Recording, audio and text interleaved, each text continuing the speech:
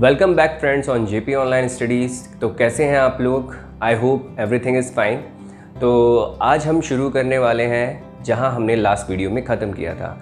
Last video में हम लोगों ने एडवर्टीज़मेंट पार्ट 1 के बारे में पढ़ा था, जहां हम लोगों ने ये समझा था कि एडवर्टीज़मेंट कितने टाइप के होते हैं। देन उसके बाद हम लोगों ने क्लासिफाइड एडवर्टीज़मेंट के अंदर अलग अलग क्लासिफिकेशन देखे थे, और उसमें हमने एक क्लासिफिकेशन यानी मैट्रिमोनियल एडवर्टीज़मेंट के बारे में एक एग्जाम्पल बोर्ड पे लिख के दिखा था और उसे समझा था। फ्रेंड्स, आज का वीडियो हम स्टार्ट करने वाले हैं एक एडवर्टीज़मेंट के सैंपल से, जिसमें आज हम सबसे पहले टारगेट करेंगे जॉब रिक्वायरमेंट या जॉब अपॉर्चुनिटी, सिचुएशन वैकेंट, इस तरीके के जो हमारे एडवर्टीज़मेंट होते हैं उनके लिए। तो यहाँ पे सबसे पहले समझने वाली बात ये है कि जॉब वैकेंसी या सिचुएशन वैकेंट के जो एडवर्टीज़मेंट आते हैं उसमें एडवर्टीज़मेंट हम किस तरीके से पब्लिश करते हैं। तो आपको ये समझना ज़रूरी है, जब भी आप जॉब रिक्वायरमेंट पोस्ट करते हैं तो आप किस डेजिग्नेशन के लिए यानी किस पोस्ट के लिए आप जॉब वैकेंसी पब्लिश करने वाले हैं, उसके लिए ऐड पब्लिश करने वाले हैं। ठीक है, आपकी उस डेजिग्नेशन या उस पोस्ट से रिलेटेड किस तरीके के कैंडिडेट यू आर एक्सपेक्टिंग, आपको किस तरीके के कैंडिडेट चाहिए जो आप हायर करेंगे, उनकी डिग्री, उनकी रिलेवेंसी, उनमें और कौन कौन से स्किल्स होने चाहिए, ये सारी चीज़ें हम उसमें एडवर्टीज़मेंट में मेंशन करते हैं। अगर ज़रूरी होता है तो हम लोग सैलरी वगैरह भी वहाँ पर मेंशन कर सकते हैं। इसके अलावा सेम जो बाकी चीज़ें रहती हैं, कॉन्टैक्ट डिटेल, एड्रेस वगैरह, आप उनको मेंशन करना ज़रूरी होता है। तो शुरू करते हैं एग्जाम्पल से। यहाँ पे जैसा कि लास्ट वीडियो में आपको बताया गया था, एडवर्टीज़मेंट के अंदर बॉक्स के अंदर ही हम टेक्स्ट लिखते हैं, उसके बाद एक टाइटल दे देते हैं। टाइटल आप इनमें से कुछ भी रख सकते हैं। अगर आपका क्वेश्चन जॉब वैकेंसी से रिलेटेड है तो आप इनमें से कुछ भी रख सकते हैं। जॉब अपॉर्चुनिटी, जॉब वैकेंसी, ये भी लिख सकते हैं आप। सिचुएशन वैकेंट, रिक्वायरमेंट या रिक्वायर्ड, वांटेड। देन उसके बाद आप शुरू कर सकते हैं अपना मेन बॉडी का, जो भी आपका मेन एम्बॉडीमेंट है उसके अंदर आप टेक्स्ट लिखना शुरू करें। तो यहाँ पे जैसे मेरी जो जॉब रिक्वायरमेंट है, वो मैं जो ऐड पब्लिश करने वाला हूँ वो एक रिसेप्शनिस्ट की पोस्ट के लिए मैं यहाँ पर एक एडवर्टीज़मेंट पब्लिश करने वाला हूँ, यानी फ्रंट ऑफिस एग्जीक्यूटिव आप इसे बोल दीजिए। तो सबसे पहले रिसेप्शनिस्ट की पोस्ट के लिए मुझे एक फ़ीमेल कैंडिडेट की रिक्वायरमेंट है। देखिए, मैंने यहाँ पे हाईलाइट किया है कि मुझे रिसेप्शनिस्ट के पर्पज़ के लिए एक कैंडिडेट हायर करना है जो कि फ़ीमेल हो। ये बिल्कुल ये मस्ट है, फ़ीमेल कैंडिडेट ही इसी के लिए अप्लाई करें, मेल कैंडिडेट अप्लाई ना करें। सेकंड जो मैंने अपनी रिक्वायरमेंट रखी है वो रखी है गुड लुकिंग होना चाहिए। Definitely that is the expectation when you are asking for a female when you have the requirement for a receptionist job, then the candidate should be good looking. Second, soft spoken. अब आपको receptionist के लिए तो ऐसा candidate नहीं चाहिएगा ना जो अकड़ के बात करता हो, बहुत टफ स्पोकन हो, बहुत ज़्यादा हार्श वर्ड यूज़ करता हो। डेफिनेटली सॉफ्ट स्पोकन कैंडिडेट होना चाहिए। तो यहाँ पे हमने दूसरी रिक्वायरमेंट लिखी है सॉफ्ट स्पोकन। उसके बाद जो मेन रिक्वायरमेंट है वो लिखा है कि मस्ट हैव, ये ज़रूर होना चाहिए। मस्ट हैव का मतलब ये रिक्वायरमेंट तो होनी ही चाहिए। एक्सीलेंट कम्युनिकेशन स्किल, जो उसका बातचीत करने का अंदाज़ है, कम्युनिकेशन करने का अंदाज़ है, वो एक्सीलेंट होना चाहिए। और बेसिकली भारत के अंदर, इंडिया के अंदर हम लोग कम्युनिकेशन को जनरली प्रायोरिटाइज़ करते हैं इंग्लिश कम्युनिकेशन से। ठीक है, इंग्लिश कम्युनिकेशन उसका अच्छा होना चाहिए। बेसिक कंप्यूटर नॉलेज होनी चाहिए। ठीक है, और इसके अलावा उन्होंने एक हाईलाइट और किया है एक part, preference will be given to experienced candidate.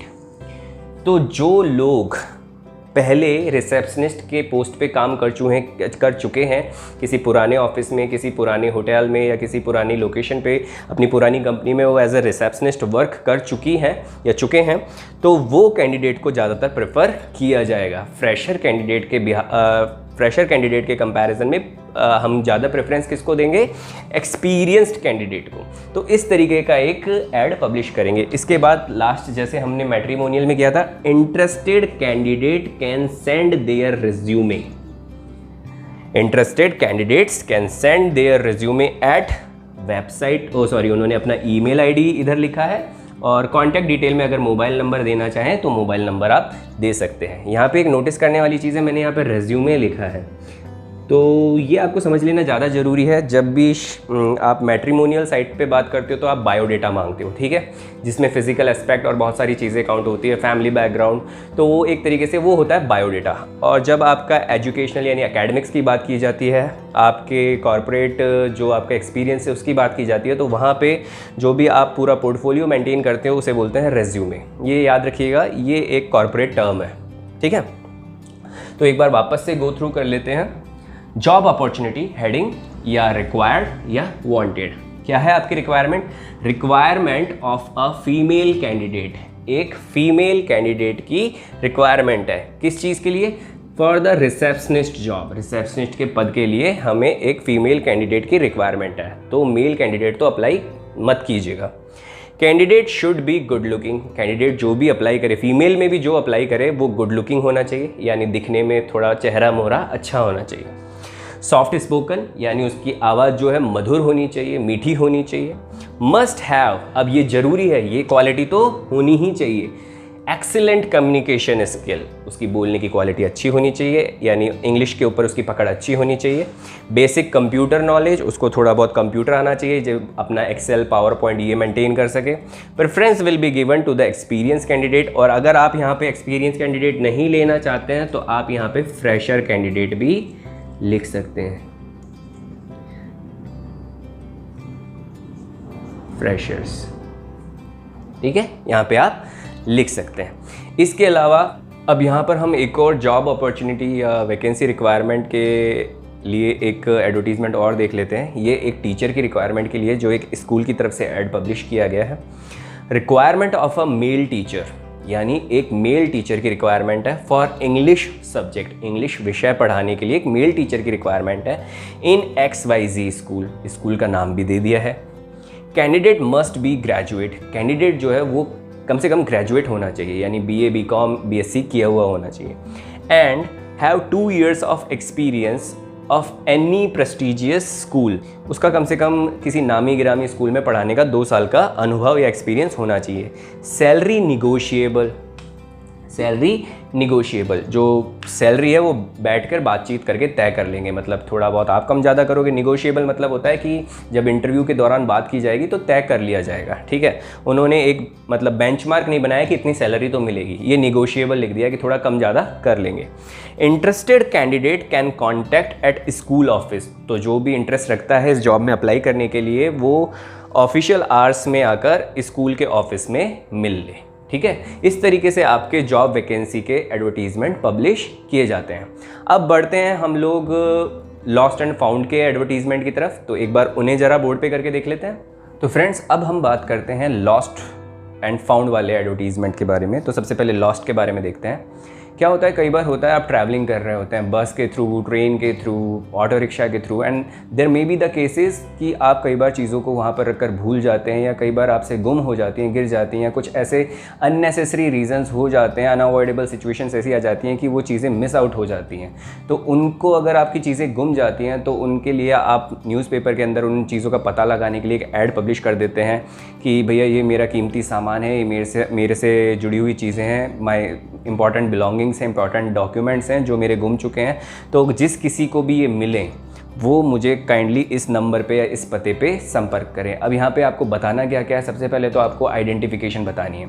जिस भी व्यक्ति को आपका सामान मिला हो और अगर वो खुशकिस्मती से आपका ऐड पढ़ लेता है तो वो मैच करेगा कि जो डिटेल इसने इस एडवर्टीज़मेंट में, इस विज्ञापन में दी है वो आपके सामान से मेल खाती हैं या नहीं खाती। तो आप यहाँ पे जैसे शुरू करेंगे, यहाँ पे अ स्मॉल ब्लैक बैग, एक छोटा काला बैग। आपने आइडेंटिफिकेशन बताइए कि भैया एक छोटा सा काला कलर का बैग है, कंटेनिंग इंपॉर्टेंट डॉक्यूमेंट्स, जिसके अंदर कुछ काम के कागजात हैं, ठीक है, इंपॉर्टेंट डॉक्यूमेंट्स हैं।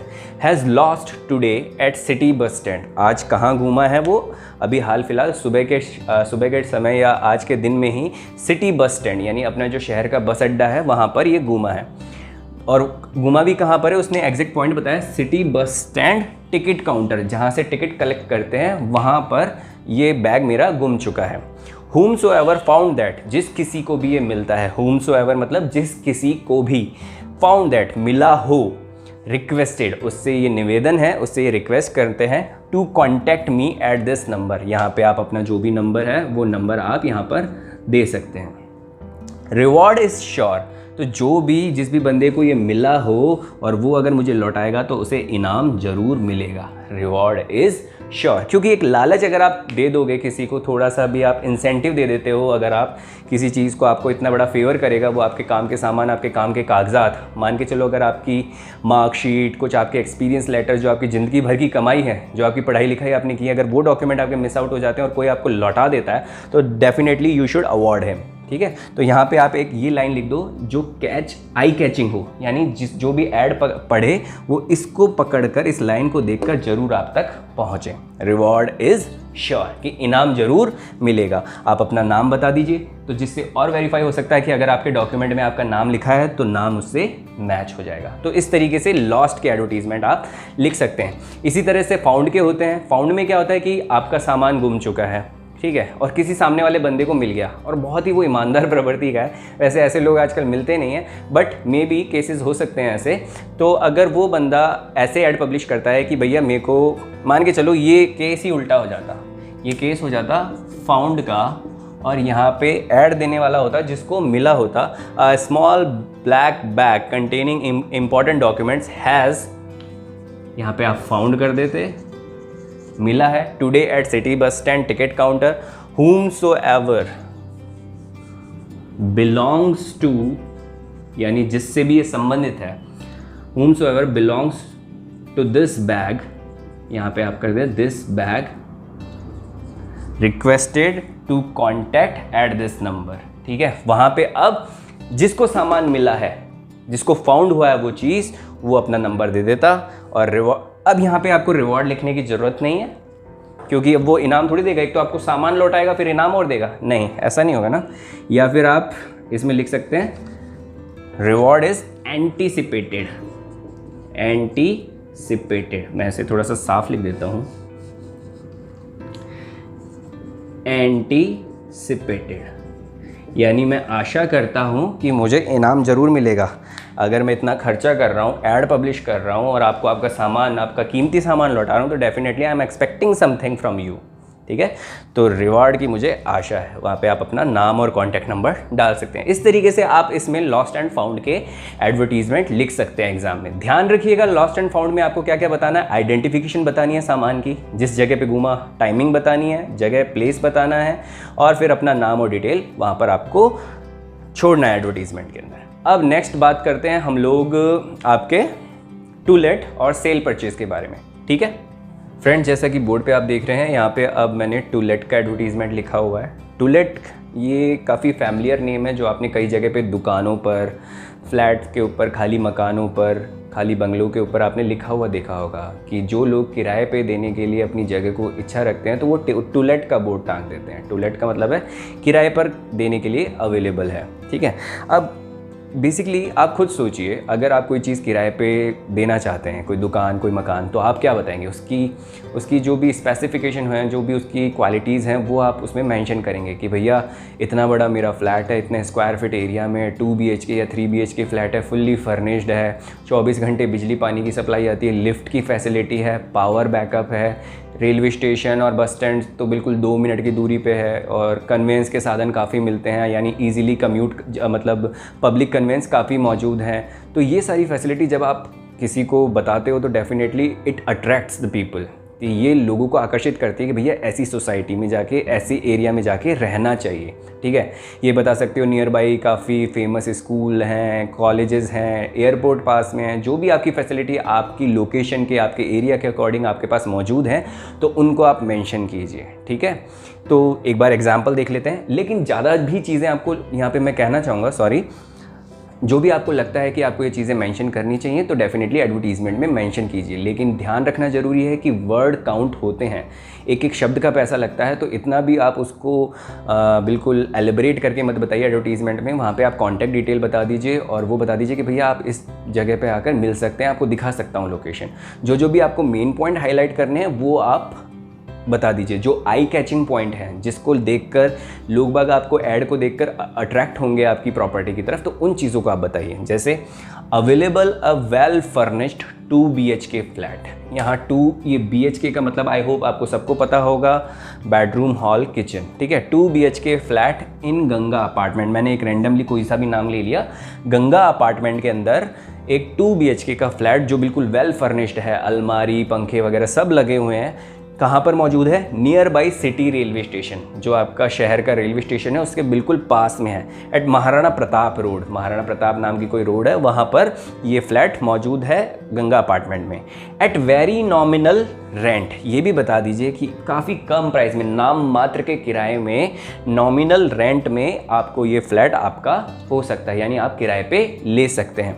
20 कुछ मैंने यहाँ पे पॉइंट हाईलाइट किए हैं कि क्या क्या फैसिलिटीज़ के साथ मिलेगी। 24/7 इलेक्ट्रिसिटी एंड वाटर सप्लाई, यानी पानी और बिजली की कोई कटौती नहीं होती, 24 घंटे 7 दिन बराबर से पानी आता है, बराबर से बिजली आती है।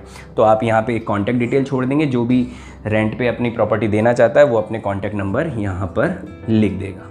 इसी तरीके से टू लेट की तरह ही आपके सेल और परचेज़ के होते हैं। जैसे आप सेल के लिए यहाँ पर टू लेट की जगह सेल कर दीजिए, आप किराए पर ना देकर आप उसे किस पे देंगे? At very nominal price. यहाँ पे काफ़ी कम कीमत में, नाम मात्र की कीमत में आपका ये 2 BHK फ्लैट हो सकता है। यहाँ पे अब आप बेचने की बात कर रहे हैं, किराए पे ना देकर बेचने की बात कर रहे हैं। क्वालिटी, जो भी स्पेसिफिकेशन, जो भी आपको अपनी प्रॉपर्टी के बारे में डिटेल बतानी है, जो भी पॉइंट हाईलाइट करने हैं, वो सारी चीज़ सेम उसी तरीके से करेंगे जैसे आप टू लेट के एडवर्टीजमेंट में कर रहे थे। तो यहाँ पर आपका फ़ायदा क्या होगा कि अगर आप टू लेट का एडवर्टीजमेंट सीख लेते हैं तो सेल और परचेज़ का एडवर्टीजमेंट आपको करने में ज़्यादा प्रॉब्लम नहीं होगी। आई होप ये वीडियो आपके लिए काफ़ी हेल्पफुल रहेगा। बोर्ड के अंदर 4 से 6 मार्क्स के इसके क्वेश्चन आते हैं शॉर्ट कंपोजिशंस में एडवर्टीजमेंट के। तो ये काफ़ी इजी क्वेश्चन है जिसको आप इजीली एग्जाम में परफॉर्म करके अच्छे खासे मार्क्स स्कोर कर सकते हैं। इसमें आपको कोई ज़्यादा रट्टा नहीं मारना, एक सेम फॉर्मेट रहता है। ज़्यादातर चीज़ें आपको क्वेश्चन के अंदर ही दी गई होती हैं, उन्हीं चीज़ों को आपको पकड़कर छोटे छोटे पार्ट में, आपको फुल सेंटेंस नहीं होने चाहिए, छोटे छोटे पार्ट में आपको ये ड्राफ्ट करना है। ध्यान रखिएगा, बॉक्स बनाना है, टाइटल देना है, कॉन्टैक्ट डिटेल जरूर छोड़नी है। अगर प्रॉपर्टी है तो आपको उसकी स्पेसिफिकेशन बतानी है, लॉस्ट फाउंड है तो आपको आइडेंटिफिकेशन बतानी है कि आपकी जो भी चीज़ गुमी है उसकी क्या आइडेंटिटी है, मैट्रिमोनियल है तो आपको रिक्वायरमेंट बतानी है कि आपको किस तरीके का दूल्हा या दुल्हन चाहिए, उसमें क्या क्या क्वालिटी होनी चाहिए। ऐसे ही आपकी जॉब वैकेंसी की है तो आपको क्वालिटी बतानी है कि आपको कैसे कैंडिडेट हायर करने हैं, यानी उनकी डिग्री क्या होनी चाहिए, क्वालिफिकेशंस क्या होनी चाहिए, उनमें क्या क्या स्किल सेट होने चाहिए। तो ये चीज़ें अगर आप ध्यान रखेंगे तो इन्हीं चीज़ों से जुड़ा हुआ पूरा का पूरा एडवर्टीजमेंट है और कुछ इसमें रॉकेट साइंस नहीं है। I hope this will help you out. Thank you very much. मिलते हैं नेक्स्ट वीडियो में। Till then bye bye.